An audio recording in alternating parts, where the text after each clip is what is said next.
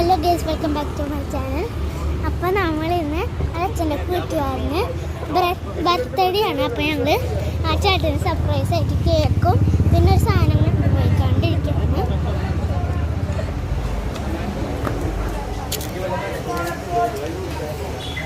അപ്പോൾ ചേട്ടൻ ഞാൻ കാണിക്കാം.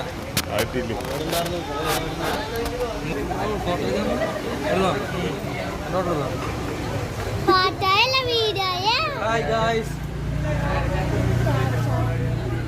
ചെറുതോ വീട്ടില് ഹാപ്പി ബർത്ത്ഡേ. വേണ്ടായിരുന്നു.